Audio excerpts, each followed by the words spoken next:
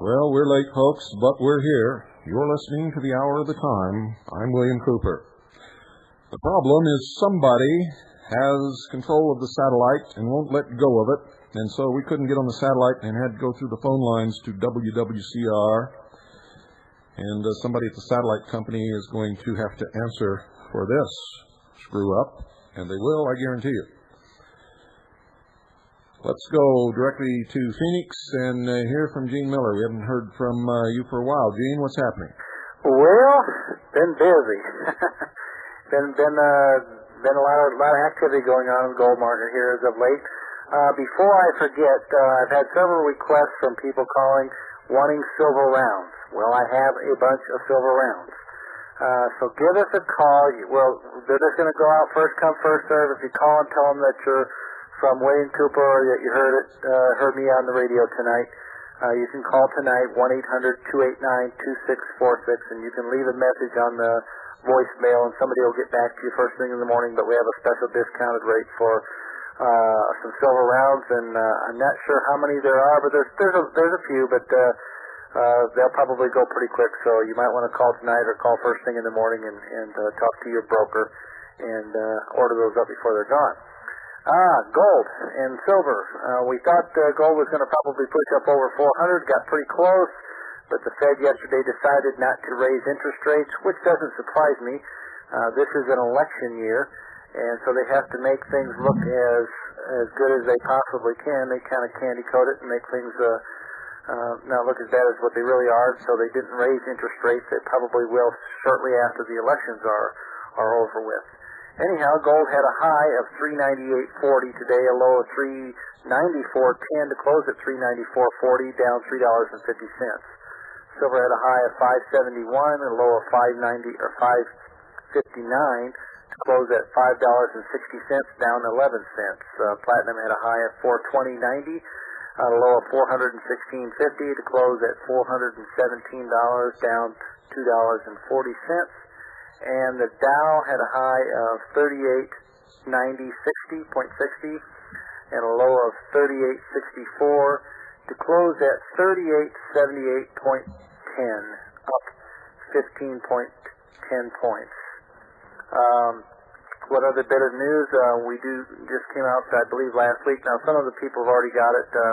Some of you that are already clients of Swiss America's, and particularly mine, they should have gotten a new newsletter. It's called True Lies. There's a lot of good information there. There's some information about the upcoming bill that's in the House and the Senate as regards to precious metals and numismatic coins. You make sure you want to read that. If you haven't gotten one, do give us a call. Again, the number is 1-800-289-2646. We'll be more than happy to get one out to you. And that's what's happening in the wild world of metals. Thank you, Gene. We appreciate your attention to duty. My pleasure. Take care. All right, sir. Remember, folks, call 1-800-289-2646 and do it tonight.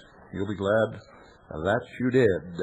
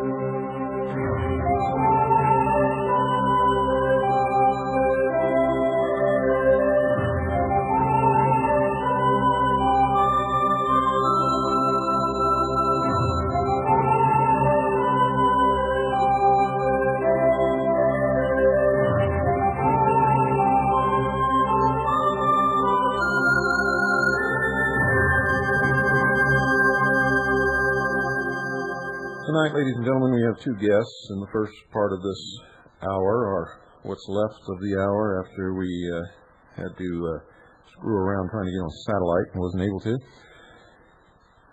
The first guest for the first half hour will be Cliff from Cleveland, and we're not going to say any more about who he is except for that little introduction, unless he wants to. But Cliff has been listening to the Hour of the Time for some time now, and actually was turned on to shortwave radio, I guess, by Tom Valentine. Is that right, Cliff? That's correct, William. And decided to come out here and see what's what and who I am and spend a couple of days with us. Unfortunately, he got here on Monday, and the center is closed on Monday and Tuesday, and that's something that I forgot to tell you folks, unless I just have work that I'm doing here. But I do a lot of my work on my computer at home when I am able to do that. So he got here on Monday and has been playing catch-as-catch-can with me, and I decided to ask him to come on the broadcast tonight and talk a little bit about the way things are where he lives. But first, let's talk a little bit about your state of mind in all of this. Are you really awake yet? I'm awake. And what was it that made you look around and say, things just aren't right? Well, I've known it for, in my opinion, I've been awake but asleep. Awake meaning that I knew things that were wrong for at least 20 years. I'm 42. For 20 years I've known we're in deep trouble. Uh-huh. I thought I was alone until I got my shortwave. Well, that happens to a lot of people. They get a shortwave radio and all of a sudden they can't believe their ears. And I didn't come out here just to meet you, Bill. I came out here, as you know, Cleveland has 2.5 million people in it. Right. I can guarantee you, I live in suburbia. If I was dragged out of my house in the middle of the night, my neighbors would say, well, he must have done something wrong. The normal sheeple response. And I wanted to come out here and investigate the lifestyle and the people. And I'm impressed. What have you found? Let's talk about that then. What have you found out here? That people here are American citizens. They own weapons. You can walk the street at night and know you're not going to be accosted. Yeah. Well, our second guest will have something to say about that a little bit later on, because one of her worries when she arrived here was, is it safe for me to jog in the street? I couldn't believe that question. But and you've looked around and you've looked at property, and yes. What impresses you most about this portion of Arizona? Because I can guarantee you, folks, not the whole state of Arizona is like this.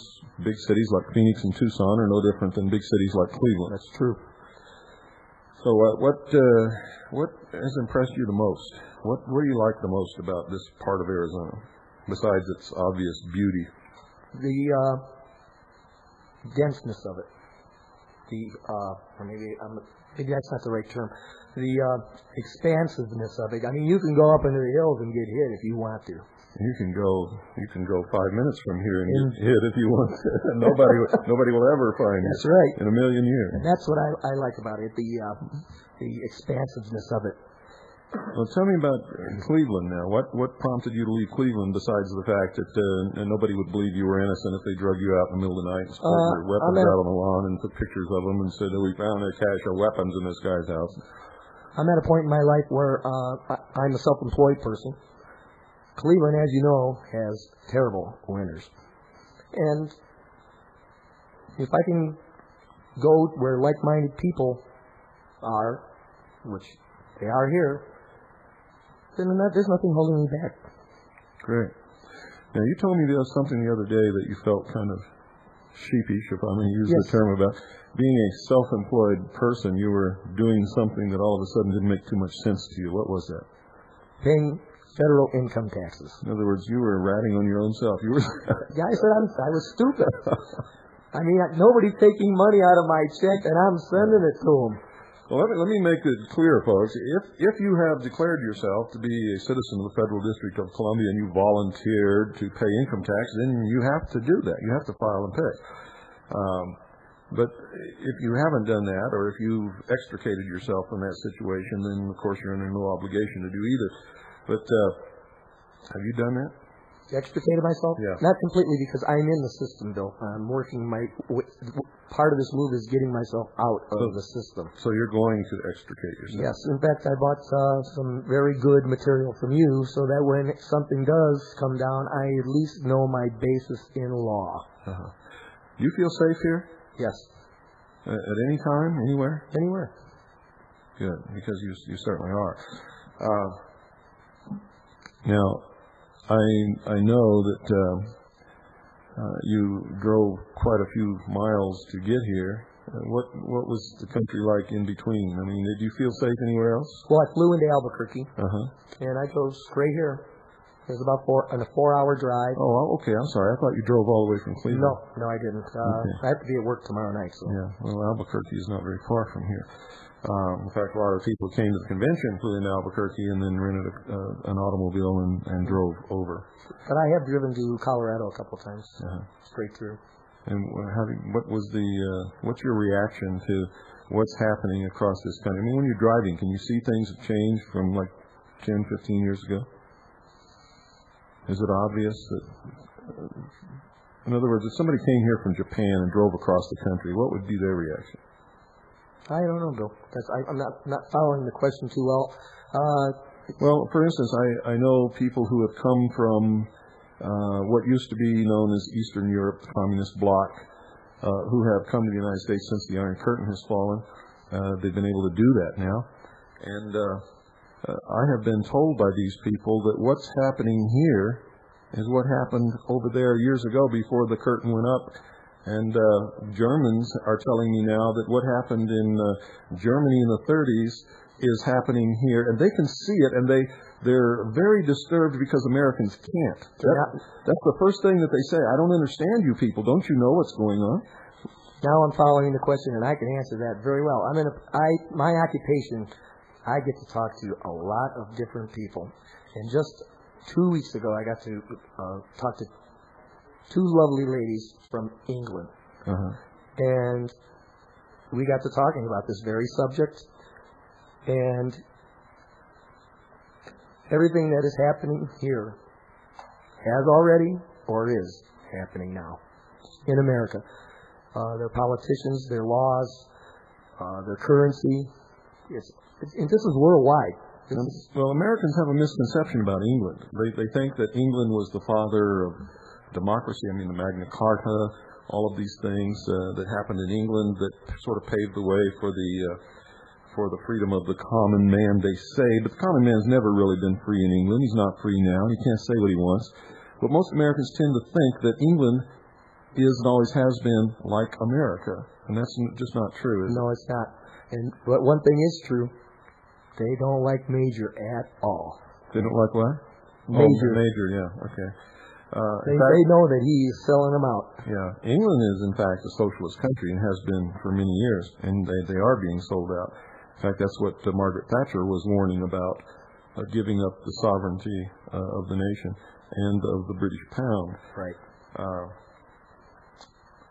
What do you see coming? The reason I know the answers to a lot of these questions. Of course. But one of the reasons I asked you to come on tonight is because you're one of the people who has been out there listening. And there's a lot of people out there listening who think that they're all alone in this world, and they want to hear from somebody else that's like them and not always me. Right. So, what do you think is coming down the pipe? What do you see? This is a puzzle. I mean, you gotta research, and a lot of this comes from your heart. If you're not listening to your heart, I think you better start listening. This is a puzzle you've got to put together. The taxes, where your money's going. The laws that are being passed. You've got to check into these laws, folks. This is the police state. If they pull the plug on the currency, they've already got all the laws in place that they need. Just to pick and choose whoever they want. And when you're hungry and you don't have any food, you're going to do anything to eat. So You got to put the puzzle together. You have to read. You have to read between the lines what's in the media. What you really should do is turn off the TV. Well, that's certainly my advice. You're not going to get anything you need to know. So you think this is all going to be promulgated by some kind of an economic situation? Oh, definitely. To me, that's how they're going to get the guns too. You don't give me your gun, you don't eat. Yeah. Well, personally, I think that you're right, and I think it's not far off, based upon the military activity. And by the way, folks, don't miss tomorrow night. Don't you dare miss tomorrow night. You're going to hear a tale of a confrontation between an Arizona militia patrol and some of these black uniformed people. So make sure you stay tuned tomorrow night. It will help you jar yourself awake a little bit, I think. About the puzzle, yeah. Also part of that puzzle is those 90 executive orders that have been signed. I've got a couple of those executive orders. You won't be able to buy a toothbrush, folks, without federal approval. That's how far they've got this nailed down. And they really do have it nailed down. Oh, it's nailed down. Call your congressman. That's how I get them. I say, I want some of these executive orders, and I name off the numbers. And just out of curiosity, because I don't know if you have or not, have you seen the treason papers that we... No, I haven't. Okay. And as you know, I'm a new intelligence service member. So yeah, that's correct. You read the oath today. You had some questions after reading that oath. Well, we're serious here, folks. We really are. Well, in your book, you say anybody, and this is dealing with the secret societies. If you... And my brother is a Freemason. Uh-huh. And I can guarantee you, William, he has no idea what he's doing there. Most of them don't. Exactly. And that's the intent of the degrees of initiation, is to pick and choose and weed out those who will make a good worker in the performance of bringing about the New World Order, and those who will not. And it's just like Albert Pike said in his book, they're intentionally misled. Right. And in the book, anybody that joins anything that doesn't know what that organization stands for, what it means to be a part of that organization, is a fool. Okay. So when I read that oath, I said, I want to know what I'm joining, William. And we told you. Right. And I had no problem with that. Yeah. Because basically that oath was to uphold the Constitution that I love, and I'll die for it. That's right. Probably will. Until it becomes a liability, and then we'll do something else. Right now, that's the way it is. How long are you going to be here? I'm leaving tomorrow morning at 5 a.m. And where are you going? I'm driving into Albuquerque. I have to be on my flight at noon. Uh-huh. I have to turn in my car, which I almost didn't get. Have you had a chance to browse through our library? Yes, I have. What do you think about it? That Holy Bible from the Freemason Holy Bible blew me away. But did you get a chance to sort of... A lot of those books I have. Oh, that's good. That's about 1/4 of what we have is on the shelves now. There's quite a few. We have much more coming. And I understand that some members are sending us some books from their libraries, which from telephone conversation sounds like a quite extensive collection. One thing I knew that the JFK assassination was an inside job. I knew that from the very... I was 11 years old when it was done, and I knew it then in my heart. But the thing I didn't know that really blew me away was I did not know that the driver did it. That really intrigued me. I'm settled with it now, but... Well, it's hard to believe, but until you see it, until you get a real copy of the real Zapruder film with no footage missing, and watch it and see how it's been doctored to hide what happened, and to, in effect, make it sort of look like it was a reflection on Agent Kellerman's head.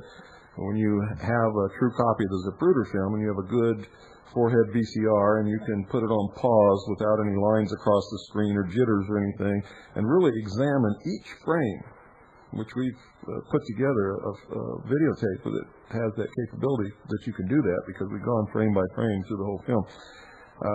You can see how they doctored the film and actually erased taken the emulsion right off the film to hide what they've done, and erased shoulders and arms and all kinds of things.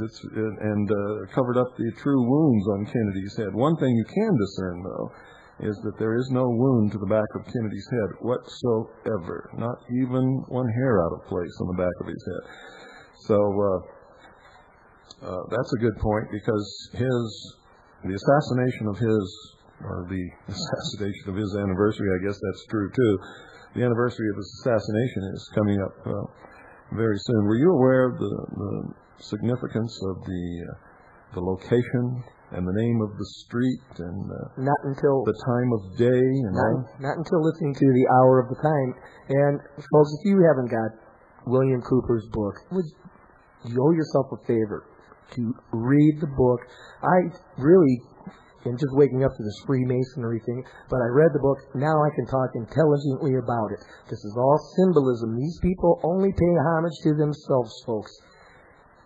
You need to understand. I'm sure a lot of you out there don't understand what this Freemasonry is, these secret societies. Freemasons, for the most part, don't understand what it is unless they have elevated themselves to the highest degrees. What does your brother think that he's a part of? I have to talk to him about this. He's never communicated to you before any... I never had any interest in it before. Good for you.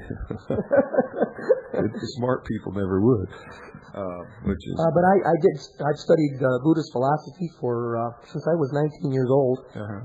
And I'm not talking I just read. I have studied it. I've gone from the mathematics of it to the algebra or beyond that with some of the authors. I understand when it was explained to me in the book, and maybe I'm not going to be the average person like that, but when I read the chapter, I think it's the very second chapter in your book, it just came together, and I understood it as soon as I understood what I was reading because of the symbolism. Are you referring to secret societies in the New World Order? Yes. Okay. You told me something today that took me aback a little bit, because I'm a speed reader. I read books like people eat popcorn. And right. You said, I know I gave you a copy of my book last night. You'd never read it before, so you came in today and said you read the whole book. Right.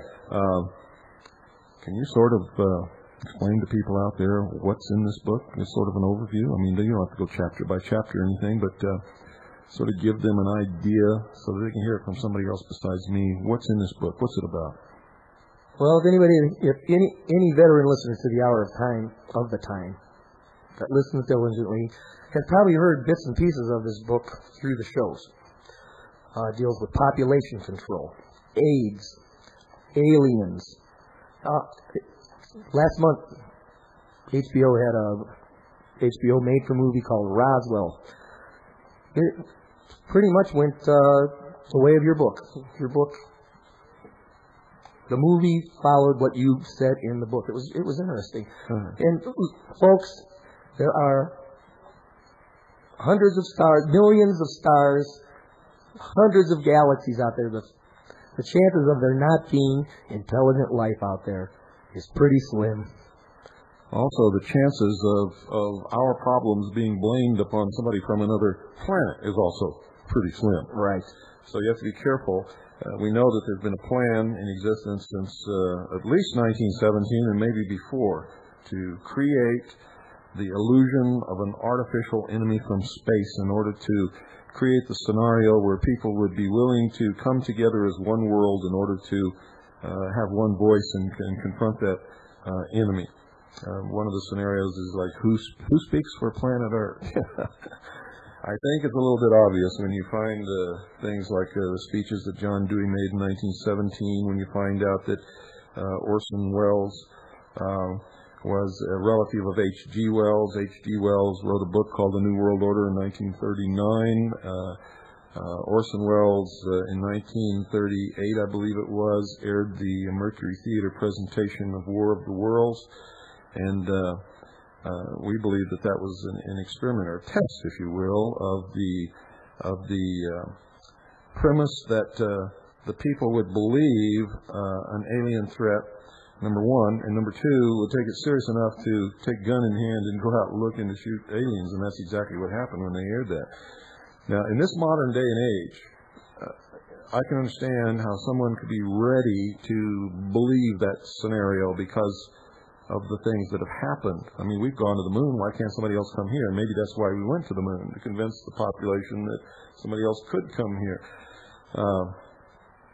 Because it didn't make sense to go to the moon and stop the space program like we did. What do you think about that? I think that that's a very good possibility, but I really believe that the UFOs exist. Oh, they do. We know they exist.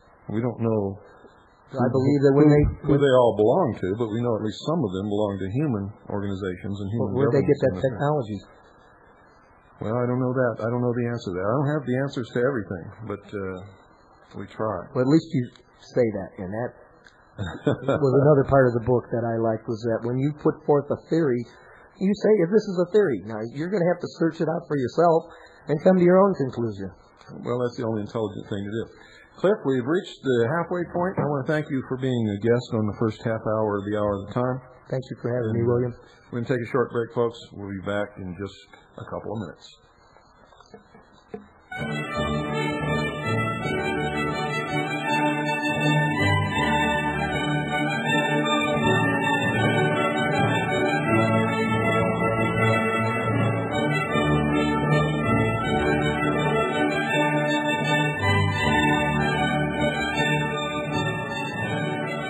For the second half of the Hour of the Time tonight, ladies and gentlemen, we have a young woman who has been listening faithfully to this broadcast for some time. She looked around her and fled sleepless from Seattle and is now sitting in studio, waiting breathlessly to tell you all that I'm full of baloney. And here she is. Carol from Seattle, welcome to the Hour of the Time. Hi, Bill. What prompted you to make this trip? And you did drive all the way, didn't you? Yes, I did, and I told you not to ask you that question. Ask you what question? Why did I come down here? Oh, is that what you were asking me not to ask? Yes. Oh, I thought you were asking me not to ask you anything. No. And you knew I wasn't going to do that. Well, tell me about the Seattle, the area where you live. I think it's interesting, some of the things that you told me that prompted you to take an assessment of your life and what you had and what you were doing, and had nothing to do with this trip. But what's the situation up there? It's terrible. And what does that mean? Well, I'm surrounded by people that have no idea what is happening. By no idea, They're in their illusion. Yeah. Everything's wonderful. Everything's happy. It's going to always be this way. There's always going to be a Safeway store open 24 hours with everything they want on the shelves.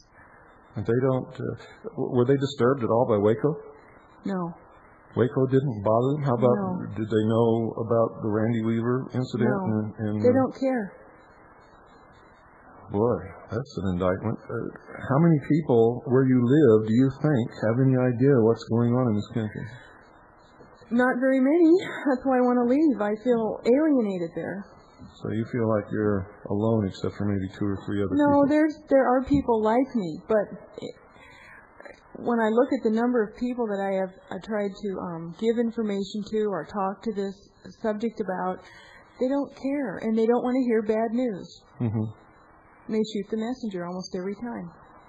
Well, or I certainly have some experience with that. Right, or intellectually they understand it, but they were not the ones attacked.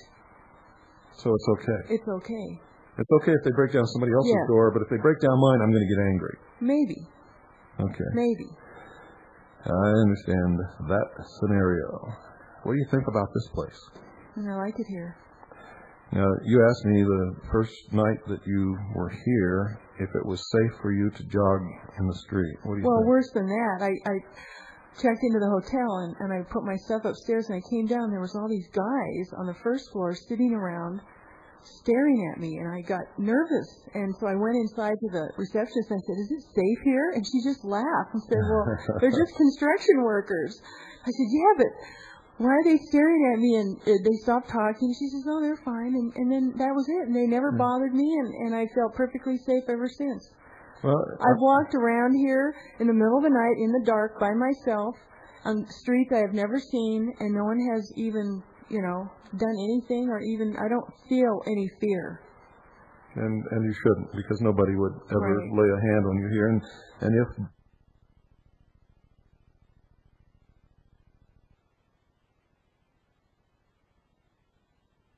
I'm surprised that a pretty woman would wonder why construction workers were looking at her.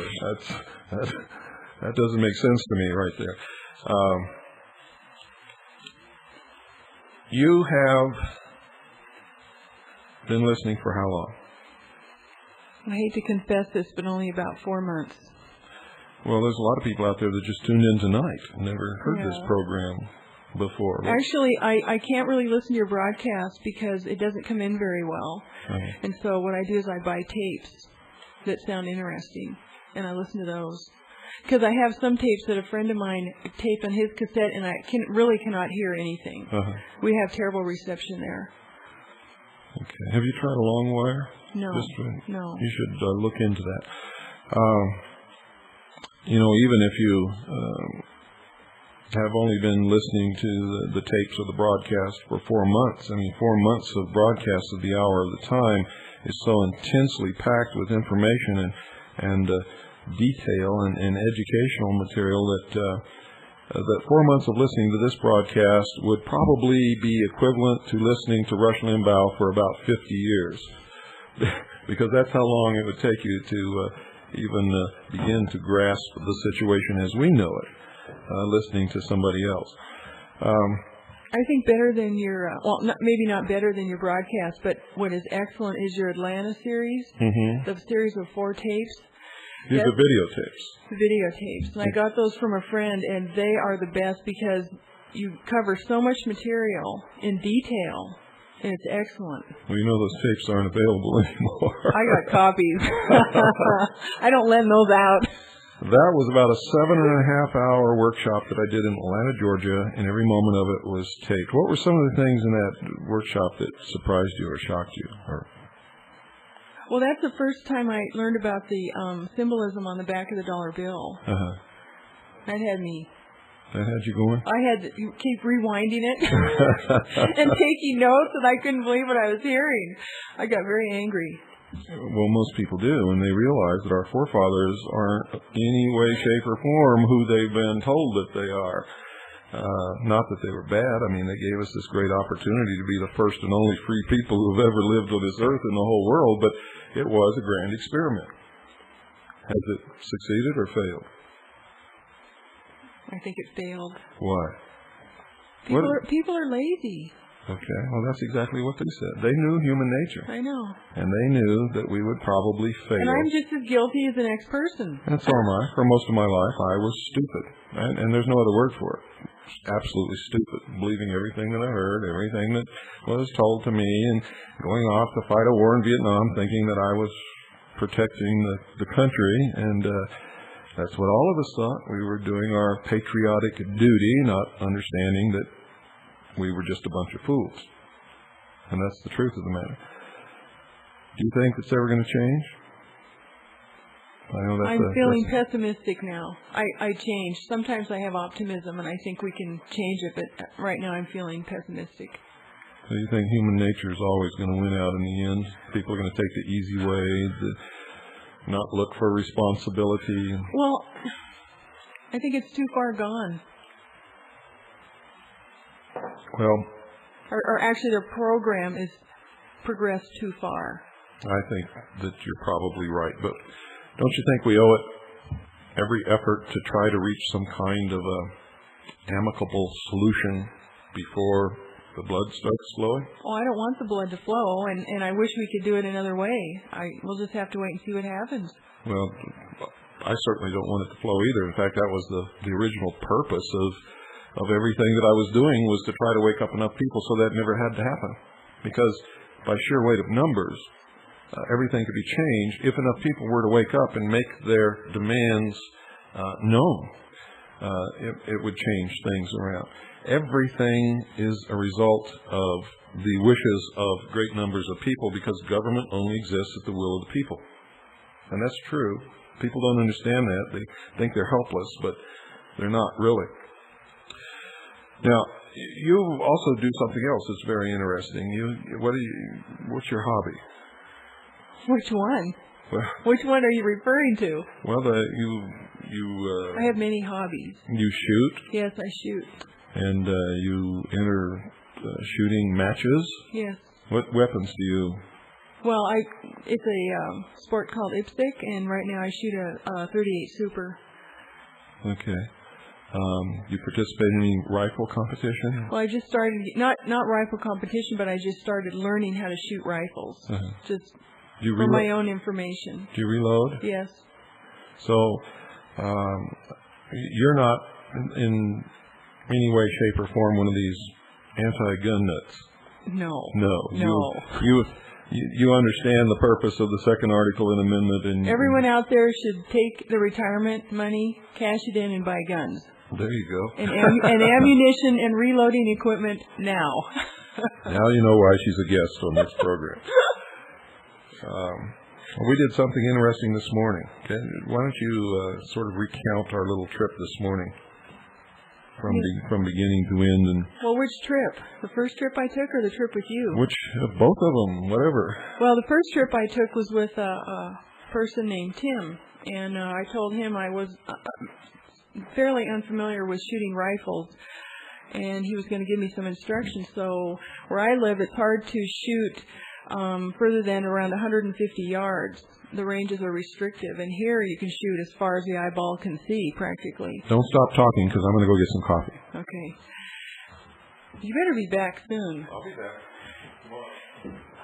Anyway, so we went out to the range, and Tim taught me how to adjust the sights on one of my rifles, because I was unfamiliar with it, and how to shoot long distance with it, and the proper way to hold it. And I was very surprised to learn that I could see further than 100 yards using the open sights and not with a scope. So I found that enlightening, as it were.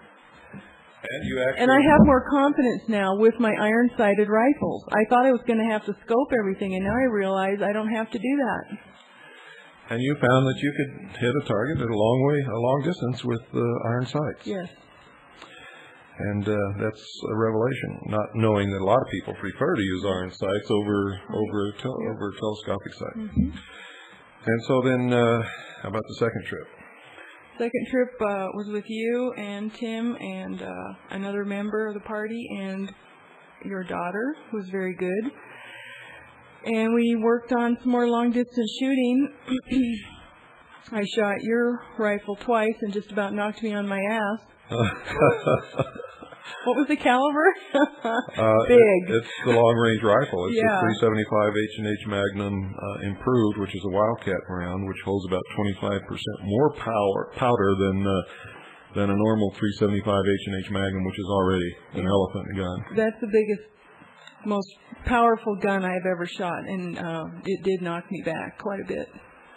But it was fun. Were you impressed at all with the open expanse of space that we have here? I mean, most people live in places where you can't go out and shoot 1,000 yards with a weapon unless you go to a rifle range.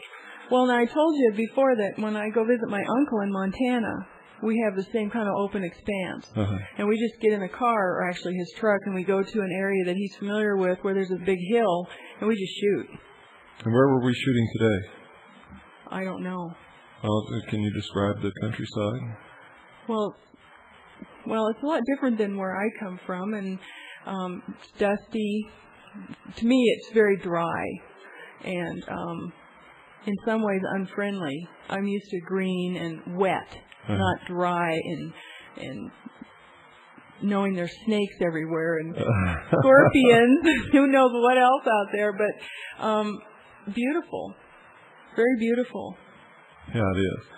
But one of the things that makes our shooting safe is we have canyons and washes, and we can go out to these washes and shoot 1,000 yards up into a box canyon so that there's no danger of anybody getting hurt from a ricochet round or accidentally shooting somebody's cattle or anything like that.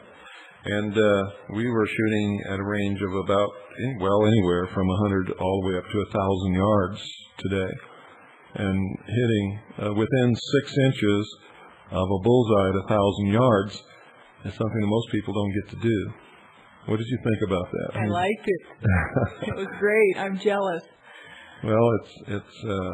I know a lot of people out there probably jealous, but it's something that we have here all the time. If you could go back home and somehow tell people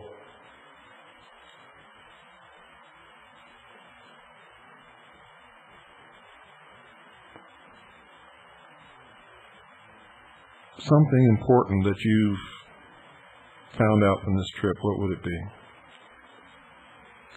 Well, I have a good feeling in knowing that there are people like me with the same ideas and the same concerns, major concerns about our country. And I don't have to convince anyone here.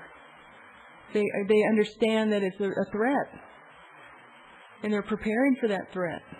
One thing you've learned is everybody here has weapons, rifles and pistols, and a lot of the people that you meet every day are carrying some sort of a weapon either in their automobile or on their person. And I hear on the news and I hear people talk all the time that if they lived around people like that, they would really be scared. Actually, the most comfortable I feel is when I'm shooting a match. Everybody has a gun at their waist with magazines filled with rounds of ammunition, and I feel very safe there. So people wearing weapons don't scare you? No, I love it. Why does it scare other people? I don't know. I believe it's unfamiliarity with the equipment. You see, one of the reasons why we don't have a huge, tremendous crime problem here is because you're taking your life into your hands if you mess with somebody who's carrying a weapon. And that makes people think twice before they go to knock somebody on the head while they're walking out to the parking lot from a restaurant, because you don't know if that person is going to pull out a pistol and shoot you dead if you go to knock him on the head. And so most people don't try those shenanigans where we live. What are you going to do when you get back home? I knew you were going to ask that. And I don't know. I don't know that I'm going to do anything. I'm going to think about it. Well, there's going to be a few people who are going to ask you about your trip. Oh, something I felt was interesting. You said that people all along the way kept telling you, were surprised that you were alone, and I got the impression that when you told them where you were going, they thought that you were somehow in danger or something. What was that all about? I'm not sure that I really understand it all. Well, I think part of it was people would ask me, is your boyfriend going with you on the trip? And I said, no, I'm going by myself. And then they get this funny look on their face. And then they say, all by yourself? And I say, yes. They said, oh, well, why don't you fly? It's safer. I said, I don't want to fly. I want to drive. Well, okay, but be careful. And everyone told me to be careful. And I don't understand what the problem is. You know what it might be just an extension of the gut feeling that everybody has that something's wrong. Something is wrong. Yeah. And everybody feels that, no matter who it is. I mean, even the people back home that you say are denying or not paying attention or don't care or whatever, even they feel that something's wrong, don't they? Yes, they do. Now, if they feel that something's wrong and they've sort of got the fantasy curtain pulled down, how do you think they're going to deal with that feeling? With what feeling? That something's wrong. I don't know. I don't don't understand. You've got a feeling in it. your gut that something's wrong. You don't know what it is. It's kind of hard to ignore that. It is for me, anyway. They're pretty successful at it. I see it every day. Oh, boy. I'm surrounded by that at work. Yeah. Yeah. Okay.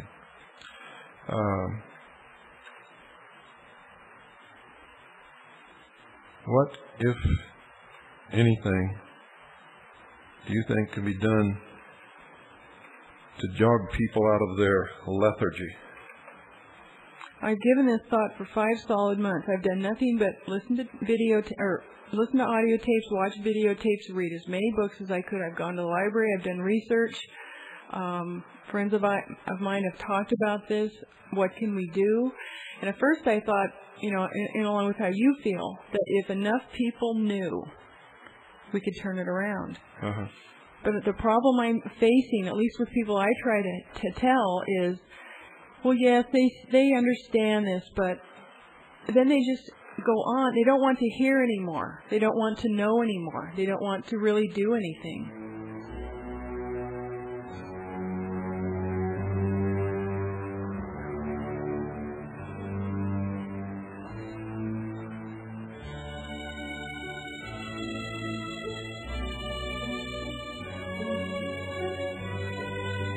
Henry Aldrich!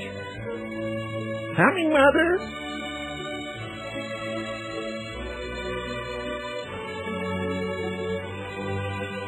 Oh, Henry, I just don't know what to do today.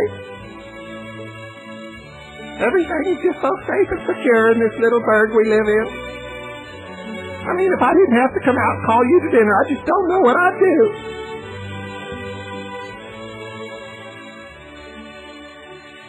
Does that about sum it up? Yes. I used to have a record, and this record had the craziest music, and I wish I could find it again. If anybody out there knows anything about this record or can find it, please let me know, because I'd like to have it again. This was years and years ago. And it had this crazy music, and then this just real bored voice would come on and say, I open the door and flies swarm in. I close the door and it's hot again. Life sure gets tedious, don't it? And it went on like that. And it was an incredible picture of mediocrity that most people, I think, are mired in. I used to be one of these people who thought that work was important and position was important, and having been in the military and fought in Vietnam was important, and all those kinds of things. And I would talk about the same things that everybody else did. And one day I went down to the local watering hole where everybody was doing that, and for the first time in my life, I really listened to what everybody was talking about, and I left and I never went back again. Never, because not one single person in there said anything that was of any consequence or importance whatsoever. How many people do you know that the most important thing in their life is who played third base for the Mets? I'm surrounded by it. I told you that. Or O.J. Simpson. Yeah. Let's hear what's going on today with the trial. I mean, who cares? And that seems to occupy at least 80% of the population's time, conversation, and... I mean, our freedoms are vanishing in front of our face, and they are worried about O.J. Simpson.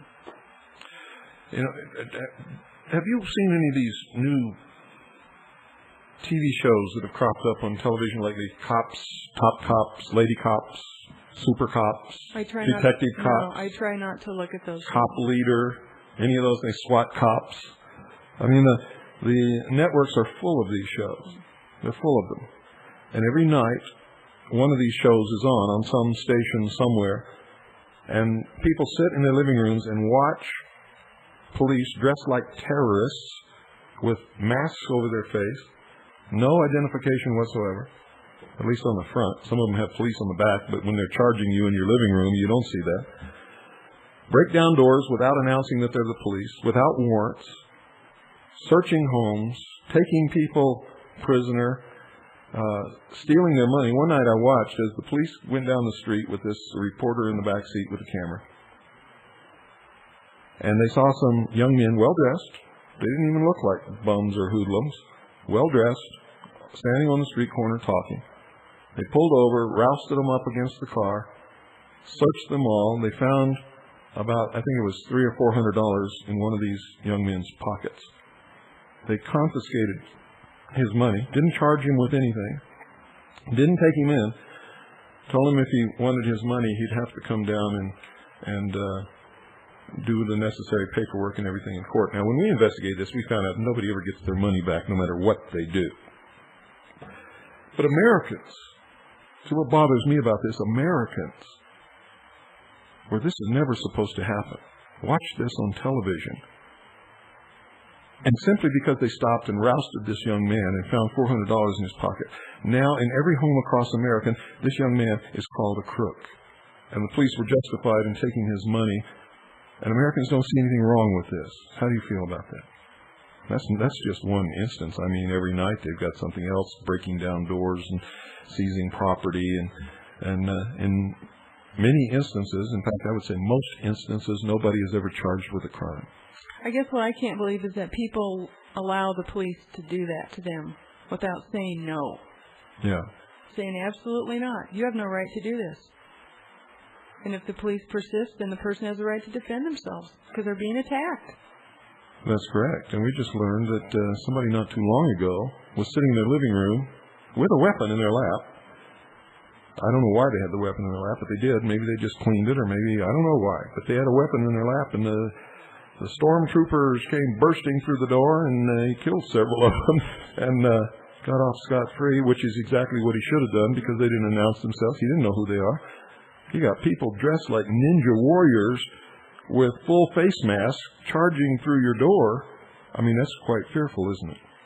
I shoot first. Well, that happens every day and every night across this country, and most people don't shoot. Have we reached a state where the people have been thoroughly brainwashed into being beautiful little sheep and never complaining or resisting anything? Completely. That's quite an indictment of the American people, isn't it? Fact. Now, what you're just telling me is the Constitution is not working. We have no protection of our rights. That's what you're really saying, isn't it? How did it happen? I don't know. It's been slow. Little by little.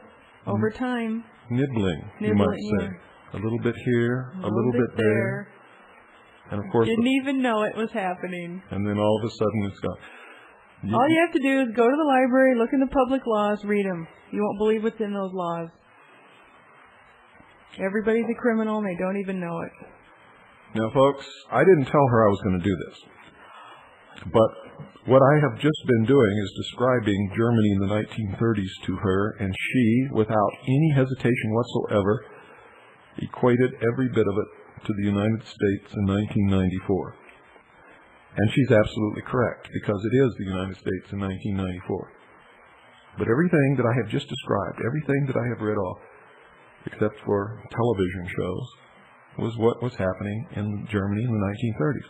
But even though it wasn't televised, the same things were happening. They didn't wear ninja suits and full face masks.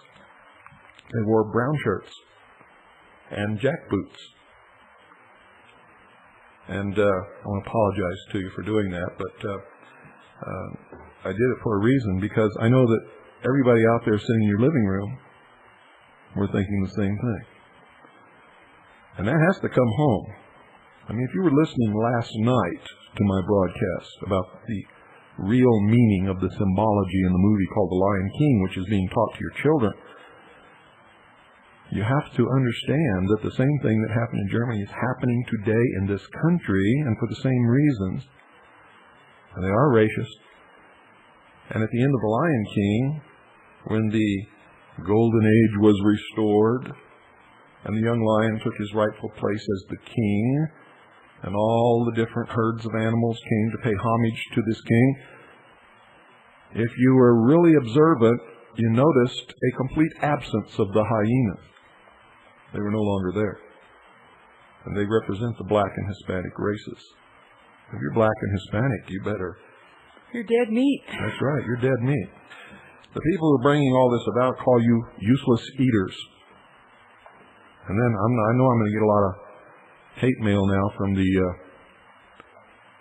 European Alliance and the Aryan nations and all of these people that like to write me hate mail, and I always get these letters with no return address and these big packages full of racist material from Nashville, Tennessee. with neatly typed labels on it so that nobody can ever find out who this person is. I know I'm going to get this mail now talking about all of this stuff and how I'm a race traitor and all this kind of stuff. I believe, ladies and gentlemen, that racism is probably the greatest plague that has ever afflicted the human race. And I think that a lot of this stuff involving the races is created. You see, I don't think we'd have large numbers of blacks living in inner cities on welfare, dealing in drugs, if Lyndon Johnson had not created the welfare state. I think that we would have a completely different America now, and I think we'd be a lot closer to what we should be, which is one people. I think that the border has intentionally been allowed to be open, and immigrants from other countries come into this country to create racial problems. And in a way, I think it's kind of the fault of the American people for thinking that they are due a fat salary and a big car simply because they were born. It's not true. And these people who come into this country, the reason they come is because there's jobs available for them that Americans just will not do. Somebody has to do those jobs. And when you have a welfare state that's ready to give everybody a check, no matter who it is, simply because they refuse to work, we're always going to have this problem, aren't we?